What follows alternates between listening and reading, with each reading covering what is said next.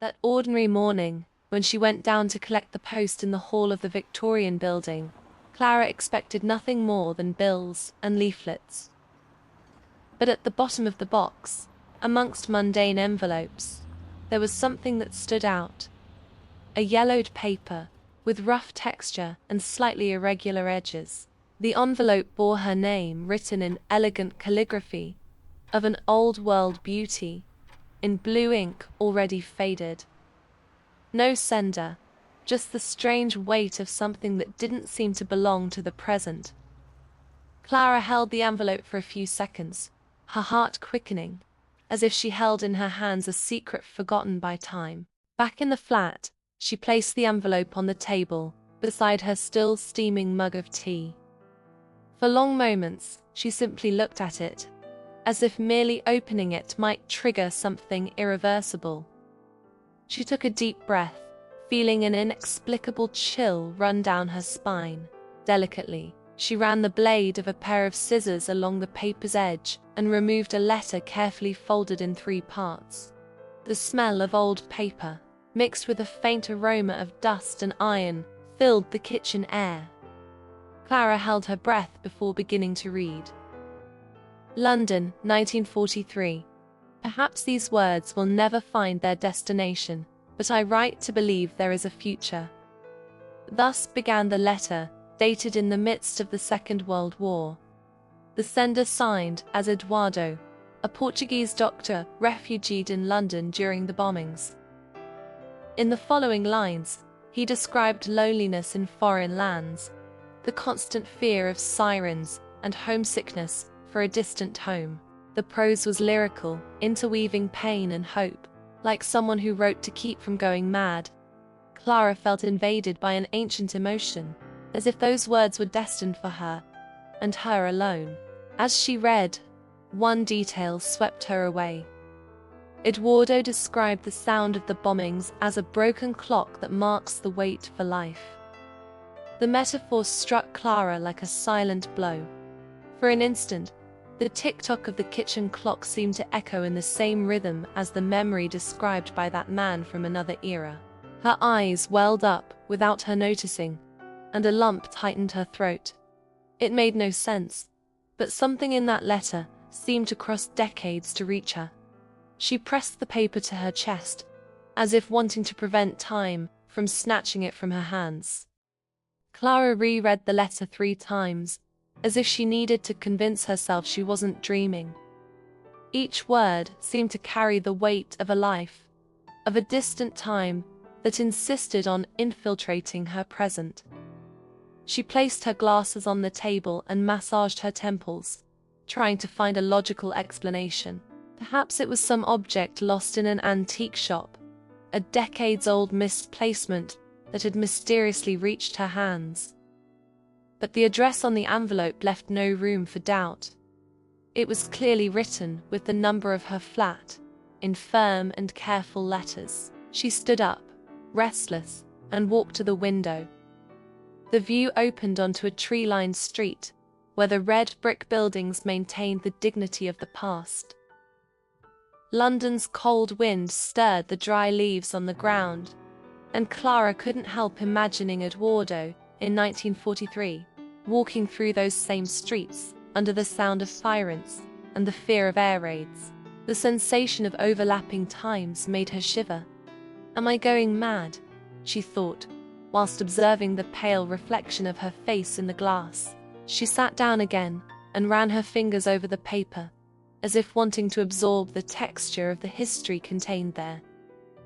The gesture seemed intimate, almost like touching living skin. Eduardo's handwriting had a firmness that conveyed character to her, and there was in the words a rare humanity, distant from the digital coldness she was accustomed to. Each sentence revealed someone who fought to remain whole amidst the chaos of war. Clara felt a kind of immediate affinity, as if Eduardo's loneliness was conversing with her own. She thought about putting the letter aside, treating it as a curiosity of no importance, but there was something in it that pulled her irresistibly, like a silent tide. She stood up suddenly, went to her writing desk, and pulled out a pad of letter paper she barely used. She sat down again, pen in hand, and without thinking much, began to write a response. The action was absurd, responding to a stranger from 1943. But there was in her gesture an urgency that couldn't be contained.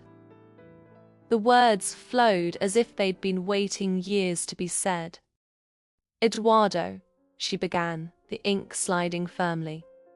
"I don't know if you'll ever read these lines, but I write them like someone speaking before a distant mirror." Clara hesitated, but continued, telling a bit about herself, about the loneliness that accompanied her, about the sensation of being out of time.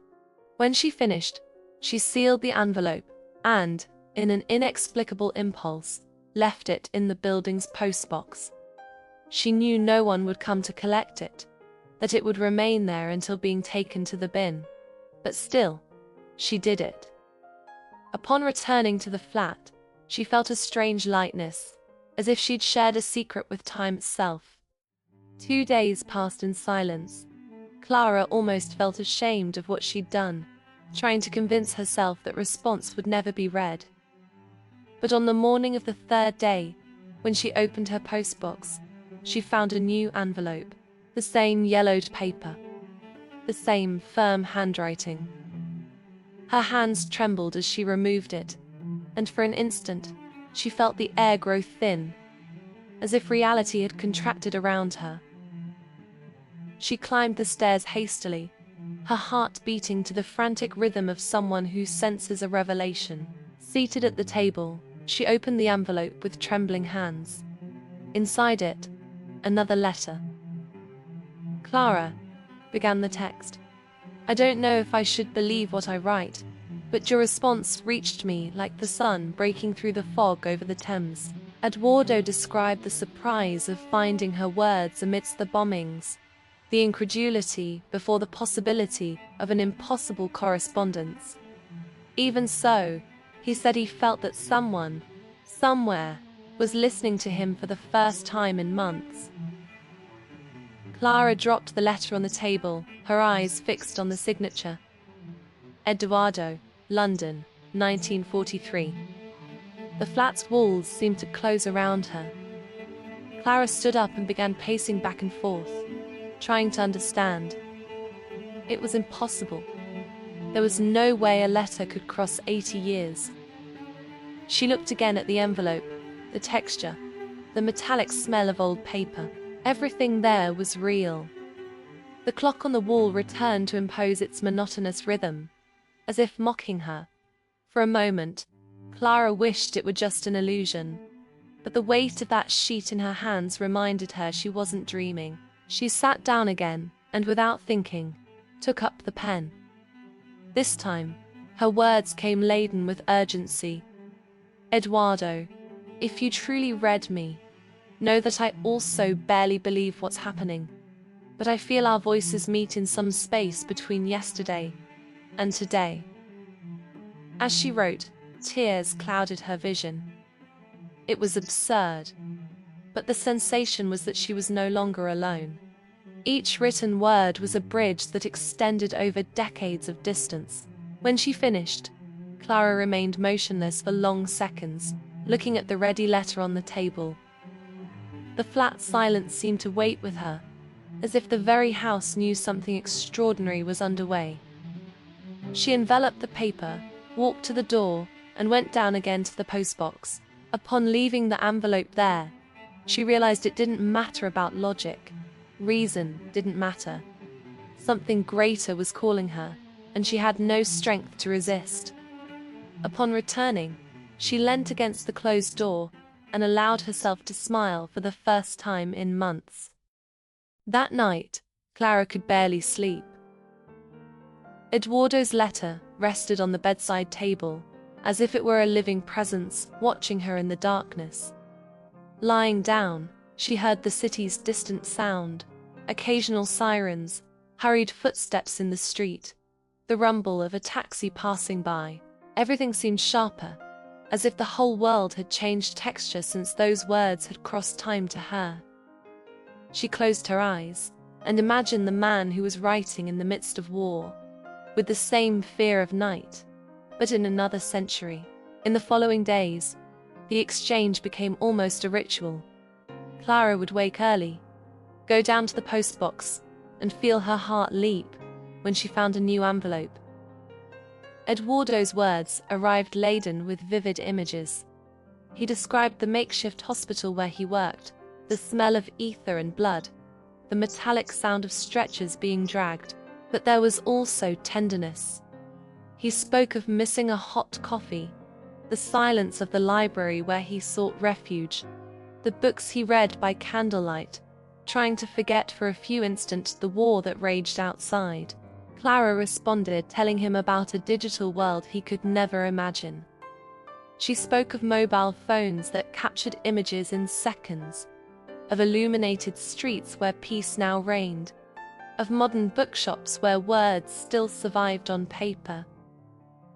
Eduardo laughed in the letters, incredulous before such inventions, calling her a visionary of the impossible. Amidst the descriptions, an unexpected intimacy grew, as if both shared not just words, but breaths, pauses, and silences. Clara perceived that her life's emptiness was filled with each envelope that arrived. One day, whilst walking through the neighborhood, Clara passed before an old church that Eduardo had mentioned in one of his letters. She stopped before the Gothic facade, touching the cold stone marked by time. He described the same place in 1943, when there were still windows shattered by the bombings. Now restored and imposing, the church remained as a silent link between the two. Clara closed her eyes and imagined Eduardo walking there, the sound of sirens in the background, the smell of smoke in the air. She felt closer to him than to any living person. That night, she wrote to him again. "I passed by St. George's Church today. It's still standing, though the war's scars have faded. Upon touching it, I felt as if I were touching your hand." When she finished the letter, she spent a long time looking out the window. Fine rain trickled down the glass, transforming the streetlights into golden reflections. Clara realized she was beginning to wait for those letters not as chance, but as a vital necessity. Eduardo was no longer just a name on yellowed paper. He'd become her company, her confidant, her bridge to something greater than time. As the weeks passed, Clara realized that life around her had become secondary. Colleagues who still insisted on sending her messages no longer received replies. The unfinished articles on her computer remained untouched. Nothing seemed to matter beyond waiting for the soft sound of paper sliding into her postbox. It was as if the world had lost its clarity, leaving only 2 lines of reality. London, 2025. Silent and digital. And London, 1943. Pulsing in words that arrived from the past. One night, seated before the writing desk, Clara read aloud a passage in which Eduardo described the bombings as a broken clock that marks the wait for life. Her voice echoed through the flat, laden with emotion. For the first time in years, she felt tears flow freely down her face. It wasn't just the words of a distant man. It was also a mirror of her own solitude, of time that dragged in her colorless life. The weight of her sorrows seemed to find in those lines a shared language. The mystery surrounding the exchange only increased. Eduardo didn't speak of vague memories, but of concrete events, of exact days of the war. In his last letter, he described how he'd run to an underground shelter in Bloomsbury the previous night, whilst enemy planes flew over the city. Clara, intrigued, researched historical records and confirmed, on that date, indeed, a bombing had hit the region. The coincidence shook her. It wasn't about an object forgotten in time. Eduardo was writing now, in 1943. Clara leaned back in her chair, her hands trembling as they held the paper. A certainty took hold of her chest. It wasn't just about nostalgia or a passing illusion. Somehow, impossible to explain. She and Eduardo were connected across time. Upon folding the letter and storing it carefully, she felt her heart race with a mixture of fear and hope. Something extraordinary was happening, and her life would never be the same. In the silence of the London night, Clara realized she'd crossed an invisible frontier, and there was no going back. The letters began to redefine the rhythm of Clara's days. It was no longer merely the wait for the postman's steps, but the certainty that each envelope carried a fragment of life torn from the past. The act of breaking the seal became almost sacred, as though she were trespassing upon the very fabric of time. In writing back, Clara realized that her slow, deliberate handwriting restored to words a weight the keyboard had never been able to offer. It was as if each line, traced by hand, became an invisible bridge linking her to another century. Eduardo's descriptions went beyond the hospital of war. Between clinical details and veiled confessions, he spoke of the cold that seeped through corridors without heating, of the candles that burned to their last breath while he wrote, of the heavy silence between air raids that seemed to scream louder than the bombs themselves. In those pauses, Clara felt his breath, as though the letters carried not only ink, but also the cadence of a heart, struggling to remain human amidst the chaos. In her replies, Clara did not simply describe the advances of the modern world, but sought to offer Eduardo a glimpse of a future that might be within reach. She spoke of the serene glow of London's streets at night, now free from sirens, and of the quiet life in cafes where books and voices mingled unhurriedly. Her letters became more than accounts. They turned into visions of a tomorrow he might never witness. Eduardo answered with restrained laughter, calling her a keeper of futures. Yet Clara sensed that beneath the lightness, her words bore a silent weight, that of keeping alive a fragile spark of hope in a time when darkness seemed inevitable. One night, Clara wrote with more sincerity than she intended. She confessed the emptiness of her life, the solitude that dragged like a dark room without doors. "I feel like a letter never opened," she wrote, letting the pen rest after the sentence. The silence that followed the confession seemed to weigh in the air. When the response arrived, Eduardo wrote, "Then I open you, Clara, word by word." Upon reading, her hands trembled. For the first time, it wasn't just comfort. It was intimacy. This intimacy grew like a discreet flame. The letters became increasingly personal. Childhood memories, memories of places, secrets kept in the silence of war, and in the silence of contemporary life. Clara discovered herself more present in 1943 than in 2025, more alive in the impossible dialogue than in the cold reality of her flat. The letters were no longer just objects. They'd become a shared space, a secret territory where two times met to exist together. Clara began to notice something unsettling. Eduardo mentioned events that she recognized from history books. Bombing dates, attack details, places that are now memorials. At first, it seemed just confirmation of the obvious. But soon, she perceived something more disturbing. He wrote about events before they were recorded in any book. It was as if she had in her hands not just the past, but his present, still in movement. And each new letter made this link more impossible to ignore. One rainy afternoon, seated in the neighborhood library, Clara obsessively researched digital archives. She found references to a Portuguese doctor called Eduardo, who'd worked in field hospitals in 1943. There were records of treatments and mentions in military reports.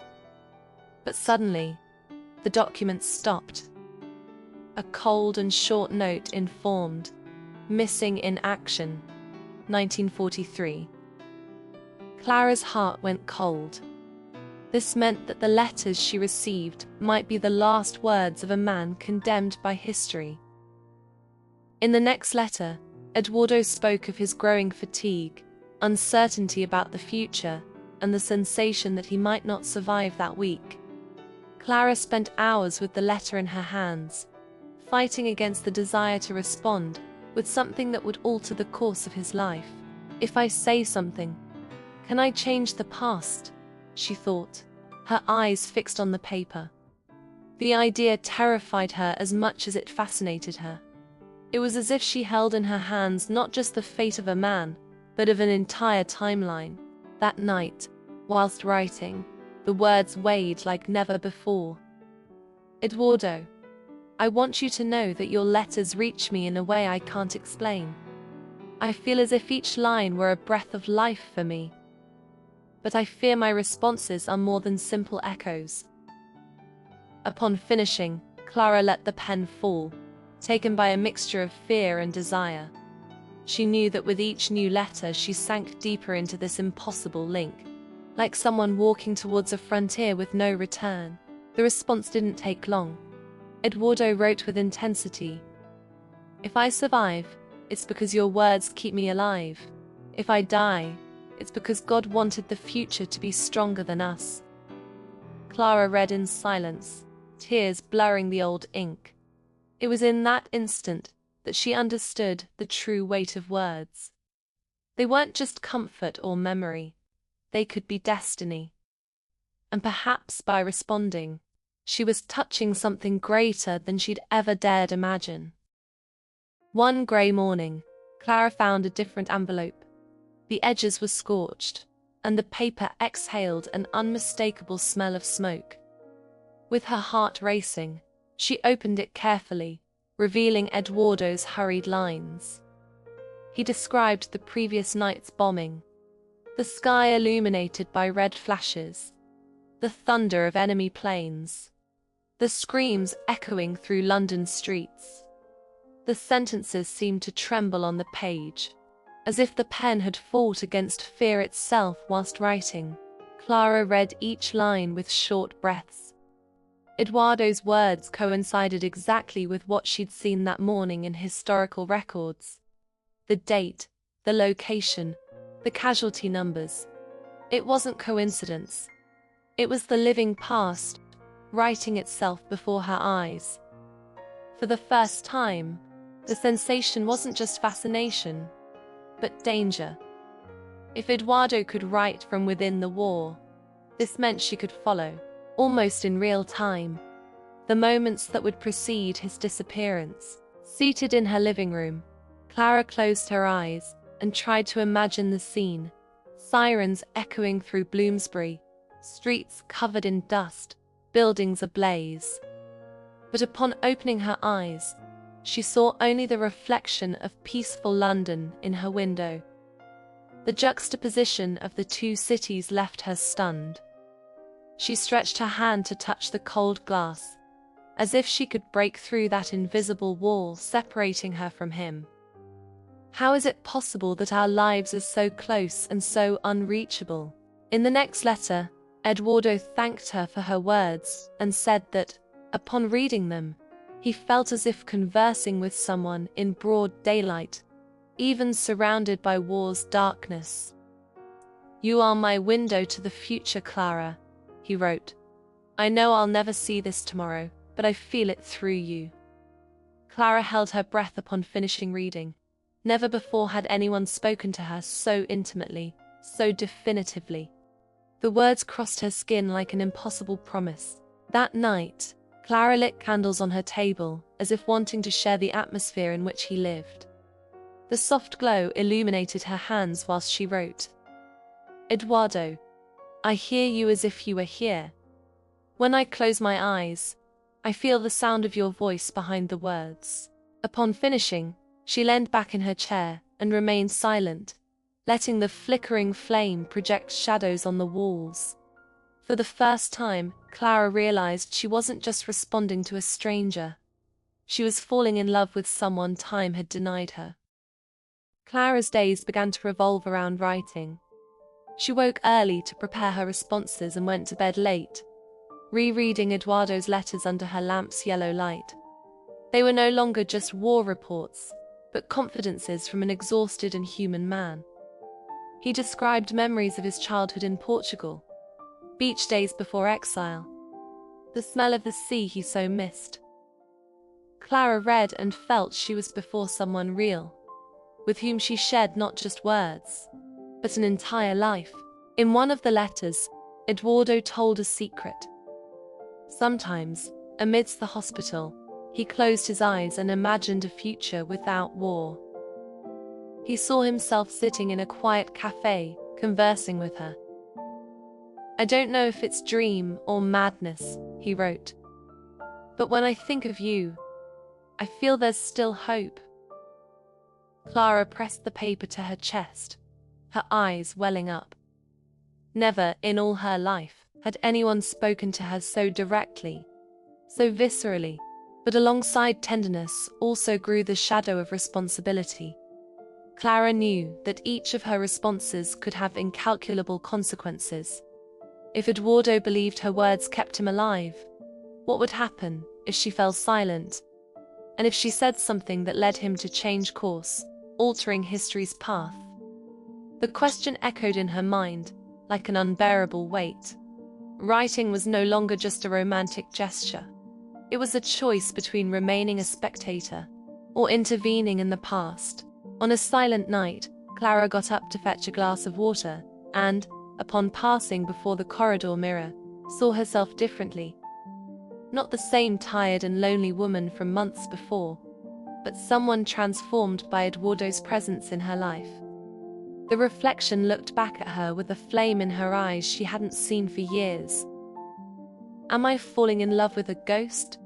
she thought, almost laughing. But the laughter quickly faded, replaced by the certainty that, ghost or not, he was the only person who made her feel alive. The next letter brought the phrase that changed everything. "Clara, if one day these words survive me, I want you to know it was you who gave me courage to continue." Upon reading, she understood she'd crossed an invisible limit. It was no longer just correspondence, it was a shared destiny. His war invaded her life, and her solitude invaded his heart. The two eras were sewn together by lines of ink, and love emerged as a tenuous but indestructible thread. The days became indistinct, sewn together by letters that crossed the impossible. Clara lived between two routines, the silent one, of her lonely present in London, and the vibrant one, of a past at war that reached her through words. It was as if she had two parallel existences, one in 2025, surrounded by cold screens and quiet streets, and another in 1943, where each heartbeat was marked by the threat of the end. The line between the two realities began to dissolve, leaving her suspended in a space where only the letters existed. One afternoon, Eduardo wrote about a bombing that had devastated Clerkenwell. He described the fire, the dust, the shards, the makeshift hospital overrun with wounded. Clara, almost instinctively, opened digital records of the period. There it was, in black and white photographs, the same buildings in ruins, the same streets covered in ash. The shock ran through her like an electric discharge. It wasn't just correspondence, it was like following, in parallel, a living and pulsing war, still ongoing, even 80 years later. That night, Clara wrote him a different letter. She didn't speak of future inventions, nor of her solitude. She wrote only, "Eduardo, if you survive, it's because your words keep me alive too. We are more than two voices lost in time. We are presence." Upon sealing the envelope, her hands trembled, but not from fear. It was something closer to certainty, that she could no longer live without this connection, however impossible. For the first time, she wished time were malleable, that it could bend to allow a real meeting. The next day, she found an envelope marked by dark soot stains. Inside, Eduardo described an attack so brutal that Clara almost heard the siren sounds upon reading. The last line, however, made her hold her breath. I write quickly. Whilst the fire still burns, I don't know if there'll be a tomorrow. Clara let the paper slip from her hands, her eyes fixed on emptiness. It was the harbinger of absolute danger. And, in the suffocating silence of the flat, she realized time was about to test the limits of her heart. The letters were no longer just a ritual, but an addiction. Clara woke with her heart racing, running to the postbox before even the first sip of tea. It was like living in two overlapping cities, calm and technological London of 2025 and devastated London of 1943, pulsing through Eduardo's words. But now, with each letter, history's weight insinuated itself more strongly. It was no longer just tenderness and intimacy. There was also a shadow that threatened to close over them. What unsettled her most was not merely the fact that Eduardo was listed as missing in the records, but the feeling of corresponding with someone whose fate had already been sealed.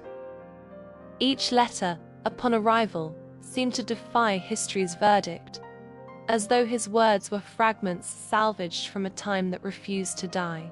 Clara began to reread every detail obsessively, searching for hidden signs, as if within his descriptions there might lie clues to explain the impossible. Reality and the impossible wove themselves so tightly together that she no longer knew where research ended and obsession began. In the next letter, Eduardo wrote with a frankness that disarmed her. "Clara, sometimes I think you're just a fruit of my imagination. Perhaps I've created your voice so as not to go mad." The words wounded her deeply. She felt as if she were the imagined one, not him. She got up and went to the window, looking at the streets illuminated by the night rain's reflection.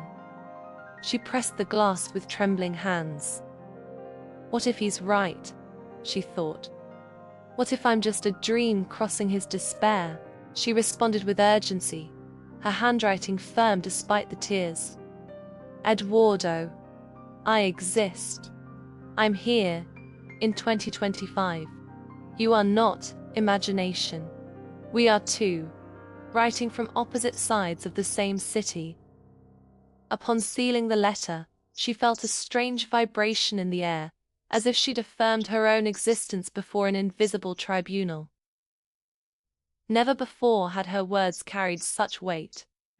She wrote not just to comfort, but to prove she was alive, and that the link between them was real.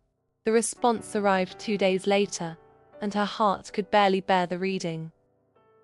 If it's true, Clara, then you're proof that time can be conquered. But I fear that by writing, we might be challenging something greater than us.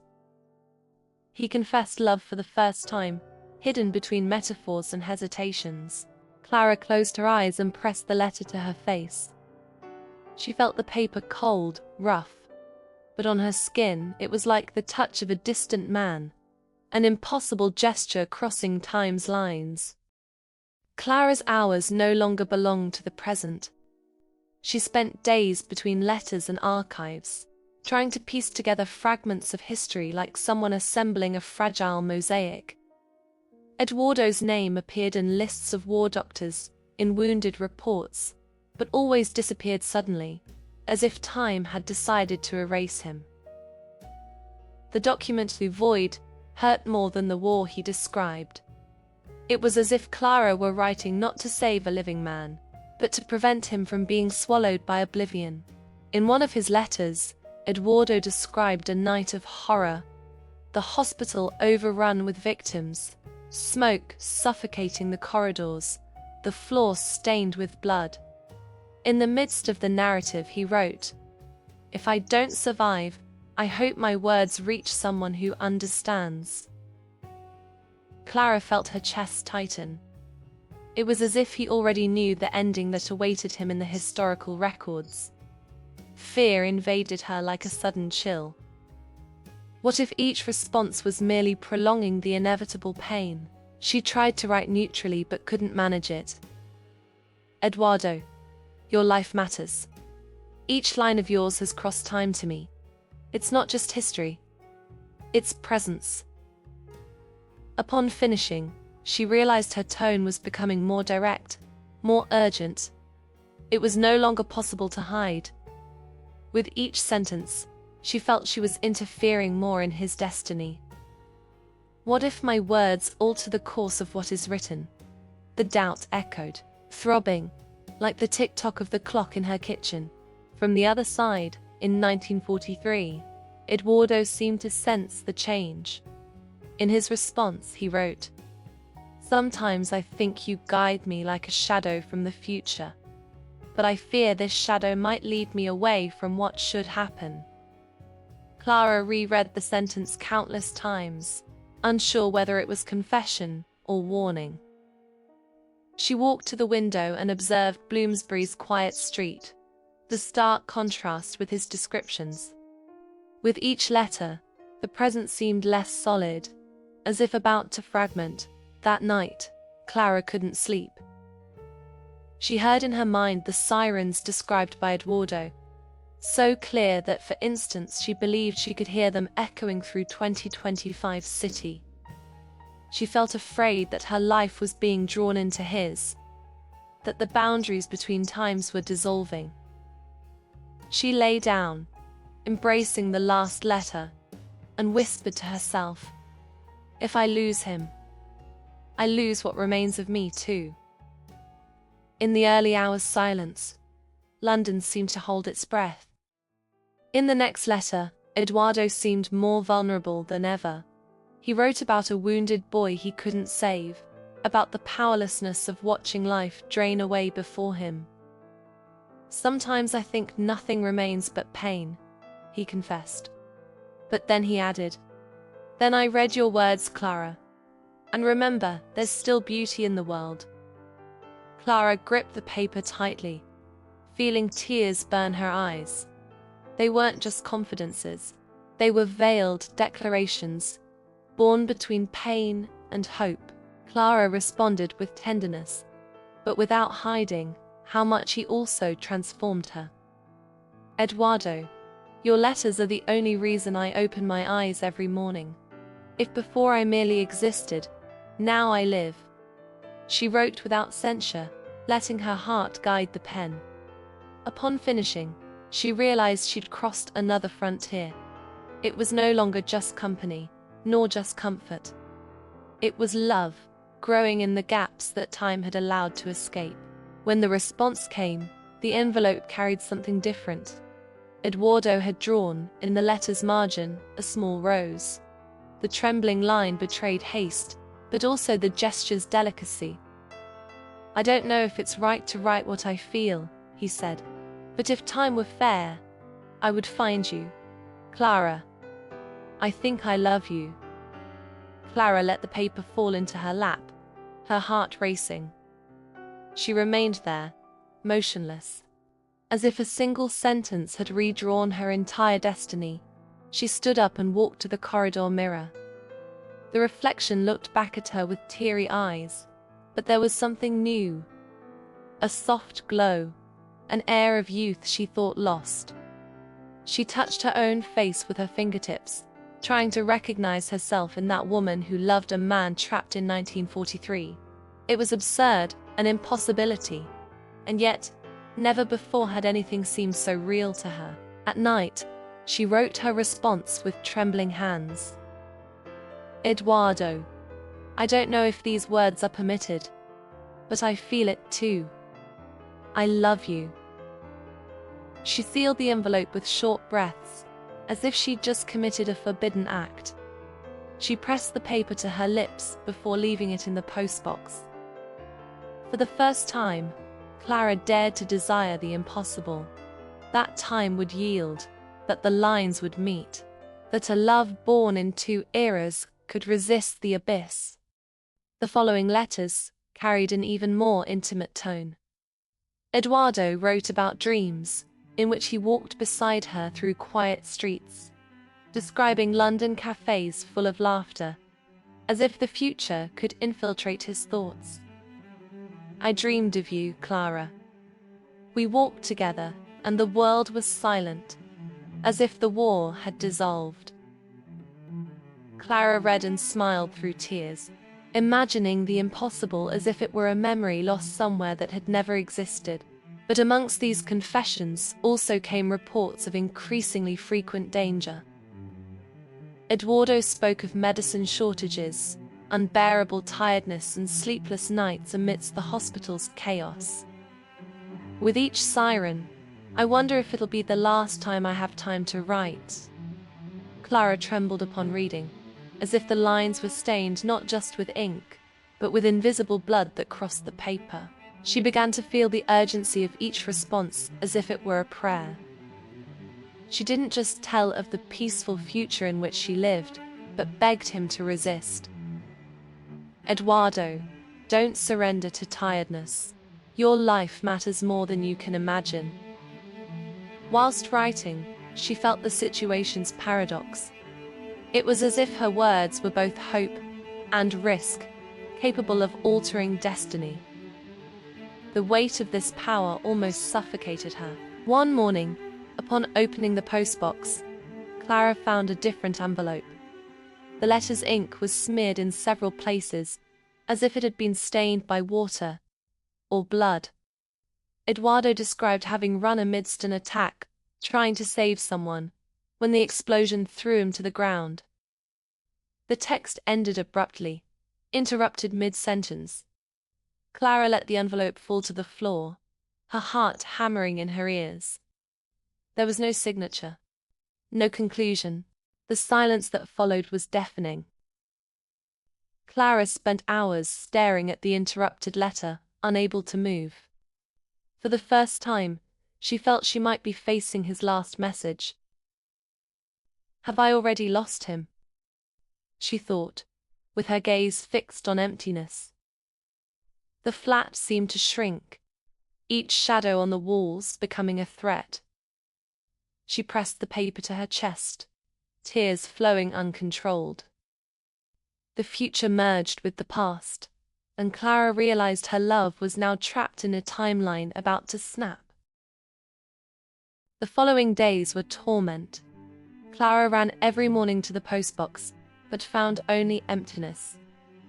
The silence was worse than any bomb described by Eduardo. Each letter's absence seemed to confirm his disappearance, as if history had finally reached the inevitable point. She saw herself lost between two worlds. In the present, a lonely woman. In the past, a lover in mourning. Time ceased to be linear, and became a prison. One sleepless early morning, Clara got up and opened all the letters, spreading them over the table as if seeking a hidden pattern. She reread each line, trying to decipher signs of an announced destiny. She found vague notes about a hospital in Suffolk, about an emergency mission, about a night when there might be no return. Her heart raced. It wasn't just fiction or metaphor. Eduardo was walking towards the abyss, and she had proof of it. The question throbbed. Should I warn him? The next day, Clara drafted a letter, different from all the previous ones. She didn't speak of hope, nor of the future. She simply wrote, Eduardo, be careful. There are days when history charges a higher price. If you hear the call of a mission that takes you to the south of the city, don't go. Upon finishing, she felt her hands tremble. She knew she was crossing the forbidden line, not just responding, but trying to alter what was destined. When she dropped the envelope in the postbox, she remained motionless, as if expecting to hear a crack in time's fabric. The London street silence seemed denser, and even the air seemed to hold its breath. For the first time, Clara was afraid not just of losing Eduardo, but of changing the course of something greater than them. In the darkness, she realized she was no longer just a lonely journalist. She was accomplice to an uncertain destiny. And time, that invisible adversary, was about to respond. The days that followed the sending of the warning letter were a whirlwind of anxiety for Clara. Each morning, the metallic sound of the postbox seemed to announce a verdict, confirmation, that she'd interfered with the past, or the silence that would seal her impotence. She walked in circles around the living room, hearing the old floors creaking, as if it would time itself, crackling under her feet. Never before had she felt so conscious of the fragile line connecting present and past. When a new letter finally arrived, Clara almost dropped the envelope from haste to open it. Eduardo's handwriting was more tremulous than usual, but intact. "Clara, I received your warning. I don't know how it's possible, but I believed. I avoided the southern mission, and today I still breathe." Upon reading those words, her legs weakened. The impossible had happened. Her words had saved a man 80 years earlier, but alongside joy came unbearable weight. What else could she change? Clara spent hours looking at the open letter on the table, feeling a shiver of power and guilt. The flat's walls seemed to close around her, each house clock marking not just the hours, but also the consequences of her choice. If I can change the past, how far should I go? The question throbbed like a constant echo.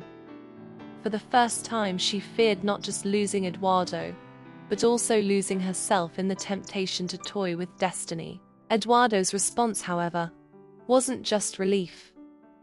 "Clara, if I escaped, I owe it to you. But something in me grows restless. I feel as if I've deviated from a path that didn't belong to me. Am I still the man I should be?"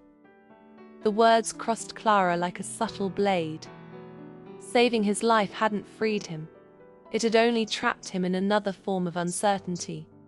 It was the cruel dilemma of timelines. For each preserved life, another invisible order was disrupted. That night, Clara walked to the Thames embankment, feeling the cold wind whip her face. The city reflected in the river like a broken mosaic of lights, and she saw herself in the water as two overlapping images, the woman of 2025 and the shadow of someone who loved in 1943.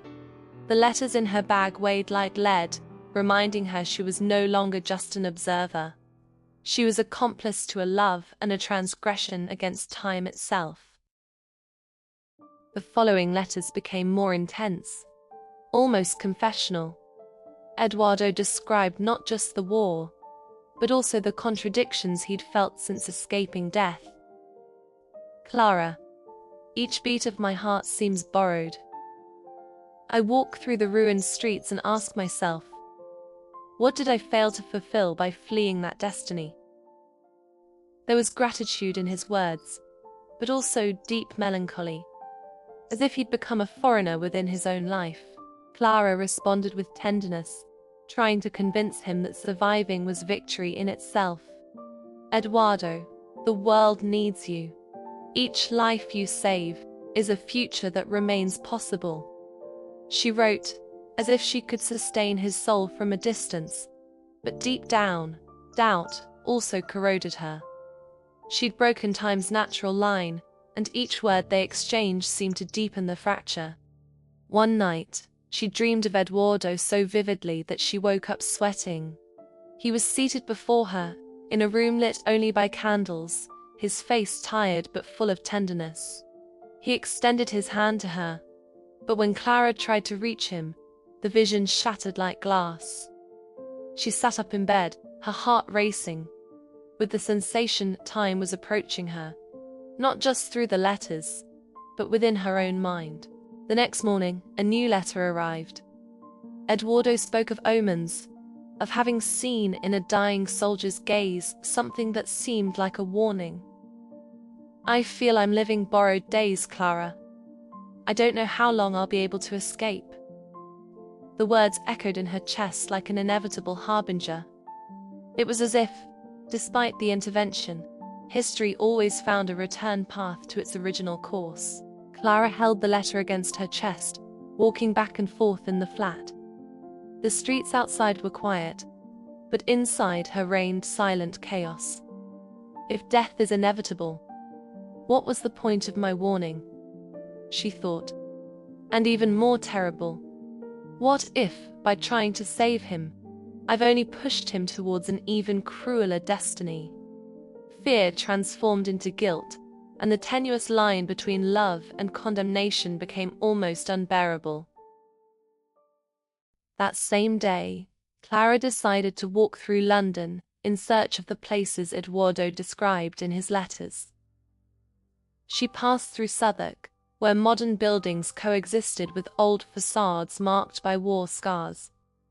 She touched with her fingertips a wall stained by time, and for an instant imagined Eduardo running through those narrow streets, carrying his doctor's bag. The city seemed like a palimpsest, where the present merely hid, but didn't erase, the past. Whilst walking, Clara began to notice strange coincidences. An exhibition poster about Second World War doctors, an antique shop window with broken clocks, an almost faded inscription on a church that mentioned the year 1943. Each detail seemed to conspire to remind her that Eduardo was beside her, invisible in another timeline. The sensation was so strong that she almost expected to hear his voice echoing between the darkened bricks from smoke. Back at the flat, Clara spent hours before the writing desk, letters spread out, trying to decipher what destiny wanted from her. Should I write more? Should I warn him again? She thought, whilst looking at the old pen she kept on the table as a symbol. It was as if the object challenged her, reminding her that each word could be a spark capable of setting the entire order of time ablaze. Eduardo seemed to feel the same pressure. In one of his last letters he wrote, "Clara, when I think of you, I feel as if I'm touching a shadow of the future. But at the same time, I fear this bond is taking me away from what I must face." His words carried both love and resignation, as if he already accepted that destiny couldn't be eternally postponed. For Clara, the reading sounded like a veiled farewell, a sigh coming from the past. With each new line, Clara saw herself divided between two impulses: to fight against history's inevitability, or to accept that she loved a man condemned to be lost in time. The conflict tore at her soul, for any choice seemed to betray love itself. It was as if Eduardo stood before two invisible doors, and she held the key to both, but not the courage to turn it. Time, cruel and patient, awaited the decision. In the following early morning, insomnia took hold of Clara. She walked around the living room in slow steps, as if each turn around the table were an attempt to organize the chaos within her. The letters were piled up, but seemed to vibrate, almost pulse, as if the paper held the breath of another time. She closed her eyes and felt a shiver. What if Eduardo was so close he could hear her thoughts? The silence was broken by the familiar sound of an envelope falling into the postbox. Clara's heart raced. She ran to the door and picked it up with trembling hands. Upon opening, she found a different letter. Shorter, more urgent. "Clara, I can't run forever. The call has come again. If I don't answer, someone will die in my place. And if I answer, I might not return." It was the harshest confession he'd ever made, and seemed like an ultimatum from time itself. Clara let the paper slip from her hands and fell onto the sofa, covering her face. Eduardo's war was also hers, but with invisible weapons. Words, warnings, silences. For the first time, she felt the terrible weight of being not just a witness, but an accomplice who might have condemned him to this dilemma. His life, others' lives, the world's order. Everything seemed to hang on her pen and her fears. That night, she wrote non-stop, tears blurring the ink. "Eduardo, I don't know what's right. I fear what we'll lose if you go. But I fear even more what the world will lose if you don't go. Perhaps love is accepting that you belong to time as much as to me." Upon finishing, her hand trembled. but she felt that was the most honest letter of all. It wasn't warning, nor plea. It was surrender. Upon leaving the envelope in the postbox, Clara remained motionless, looking at the street's emptiness. The wind gently swayed the tree branches, and the sky was heavy with clouds, as if all of London were holding its breath. In that instant, she knew the end was near. There was no more escape. Not for Eduardo, not for her, not for the love that had dared to cross eternity. The following morning, Clara woke before sunrise. The city was still asleep, wrapped in a soft mist that made the buildings indistinct, like drifting memories. She walked to the window and remained watching the grey light of dawn, wondering at what point in the night Eduardo would be, if he was still writing, preparing to leave, or already surrendered to a destiny no letter could deter. On the table, the letters formed a mosaic of crossed lives, pages that didn't belong to the same century, but that told the same story. Clara ran her fingers over each one, as if she could feel the words' pulsation through the paper. There was love, fear, courage, and veiled farewells in them. And in that instant she understood. No matter how much she tried to alter the course, time would always find a way to reclaim what was its own. At the end of the afternoon, a final letter arrived. Eduardo had written hastily, with irregular lines. Clara, I'm going.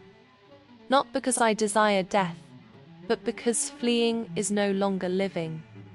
If these are my last words, know that I loved you in every stolen second, in every silence between sirens, in every gesture time could never erase.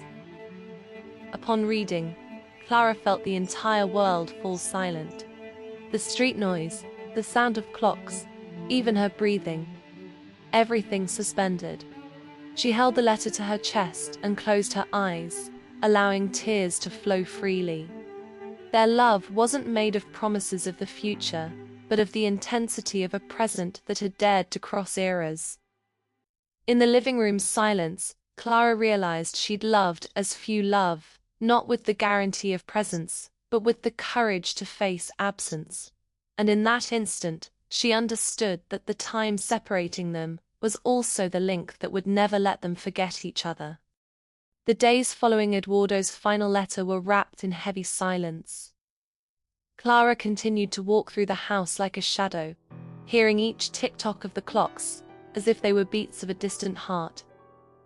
The absence of new messages was more eloquent than any word, and little by little, she understood that time might already have fulfilled its sentence.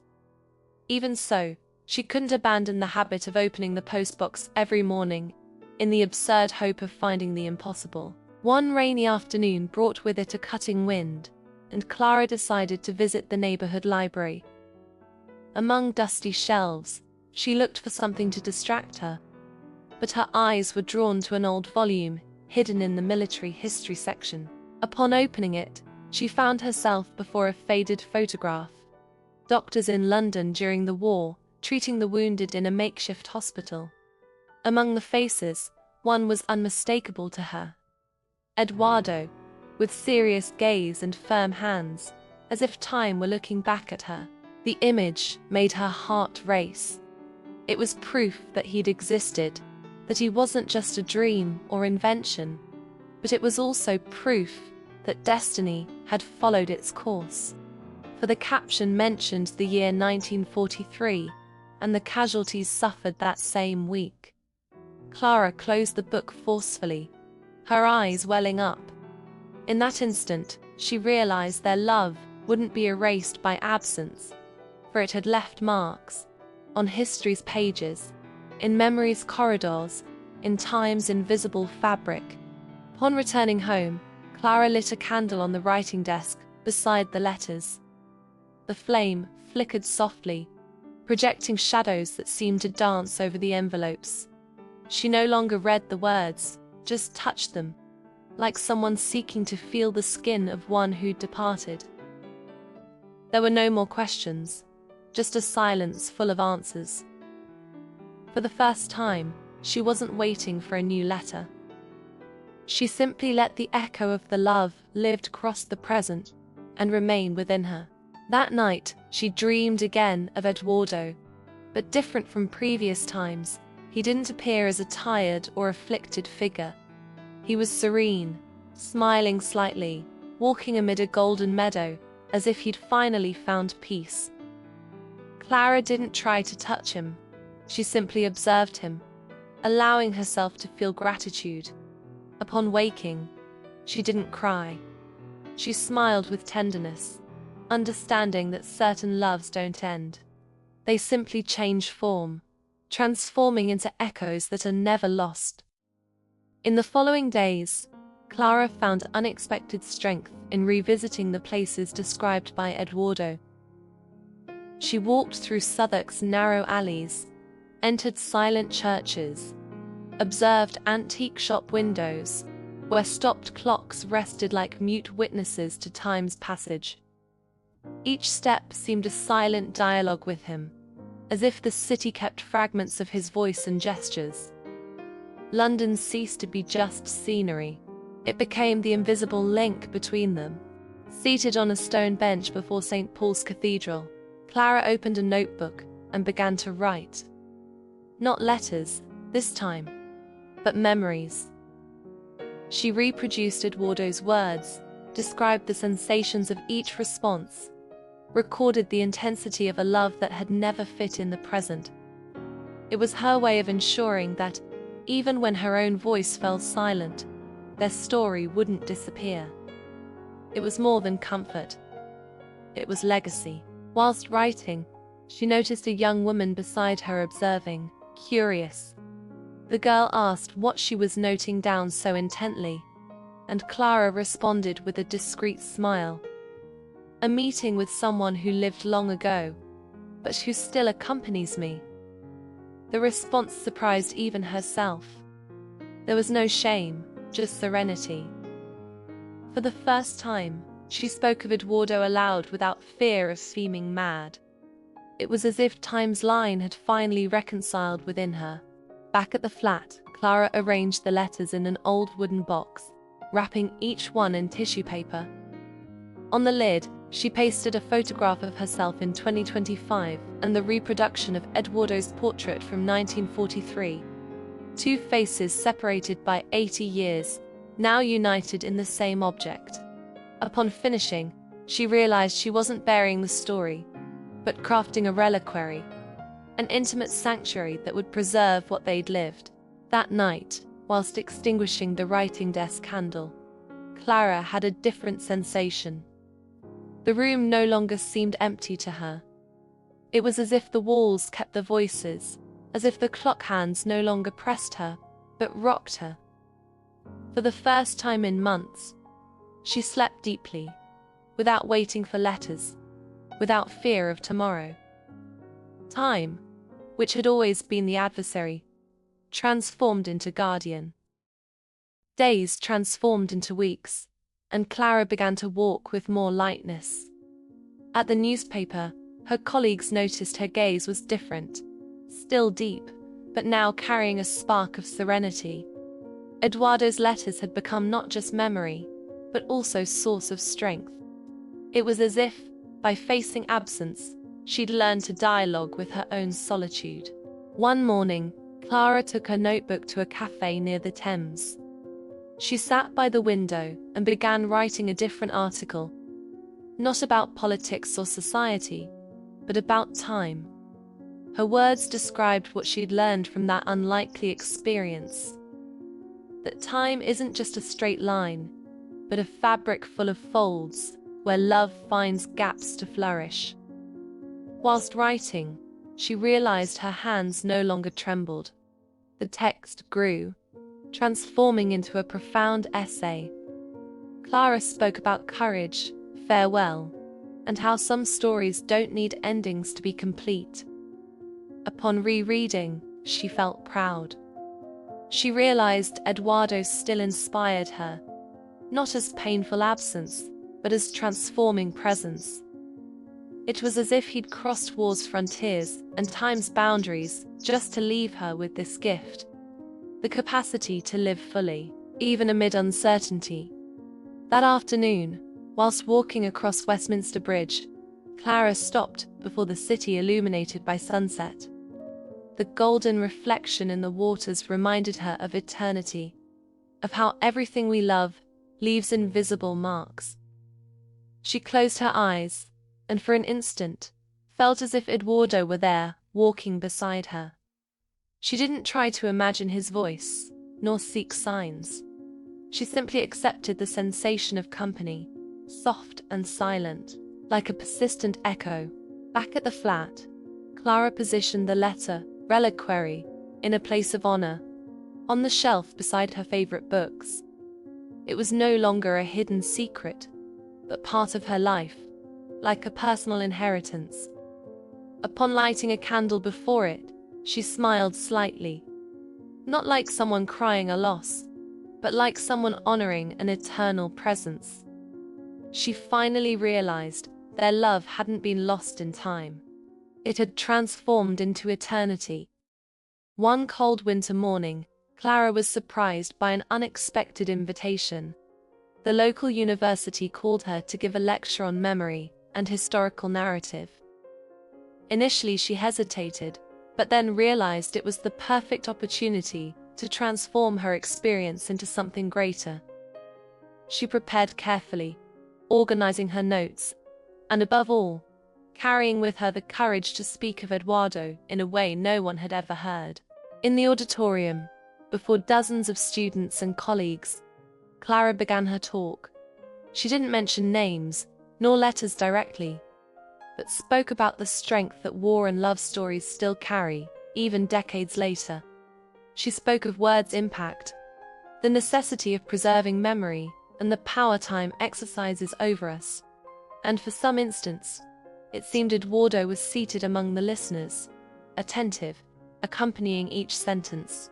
Whilst speaking, she realized her voice didn't tremble. There was passion in her words, but not despair. There was emotion, but also serenity. She was no longer the woman who waited for letters, but one who knew how to transform them into testimony. Upon finishing, the audience remained silent for a few seconds before applauding. In that silence, Clara again felt that invisible echo, the same that had accompanied her since the first letter. That night, upon returning home, Clara walked slowly through the streets illuminated by old lamp posts. London seemed different, as if each corner had been impregnated with new light. She smiled upon realizing she no longer sought answers. Eduardo had fulfilled his mission in his time, and she was fulfilling hers now, living, remembering, teaching. It was a silent pact between two souls who'd recognized each other, even though condemned to exist in parallel lines. Lying in her bed, Clara closed her eyes and thought of him one last time, not with pain, but with tenderness. If time separated us, it was only to show that not even it can erase what is true. Upon falling asleep, she didn't dream of Eduardo. She dreamed of her own future, of books, travels, encounters. And deep down, she knew each step she took from then on would carry somehow the echo of eternity that had united them. Some weeks later, Clara decided to visit the river again. She walked to the same bridge where she'd so often waited for invisible answers and remained observing the water's movement. The Thames flowed with its constant force, indifferent to errors, as if carrying in its flow all the stories ever lived. She breathed deeply and let herself be rocked by the sound of waves against stones. It was time's music, eternal, impartial, but full of echoes. With gloved hands, she removed from her pocket a small letter she'd never sent. It was her farewell, written in silence, without addressing. She approached the bridge's edge and released the paper over the current. The wind played with the sheet before delivering it to the waters. Clara watched until it disappeared on the horizon. as if finally entrusting to time the care of keeping what her heart no longer needed to hold alone. Upon returning home, she felt light, as she couldn't remember feeling for months. She lit the candle before the letterbox and smiled. It was no longer a gesture of mourning, but of celebration. Eduardo would remain there, not as absence, but as transformed presence. Clara knew time would continue forward, bringing new chapters, new encounters, new words. But she also knew that love would always be her secret compass, reminding her of the depth life could reach. That night, Clara sat by the window, the starry sky reflected in her blue-grey eyes. For the first time, she didn't fear the future. The past, with all its pains and wonders, had reconciled with the present. And thus, between the candle's light and the early hour's silence, Clara whispered softly, "Thank you." The echo of that word, though inaudible, seemed to cross time and find Eduardo somewhere beyond. And it was in that whisper that their story found its eternity.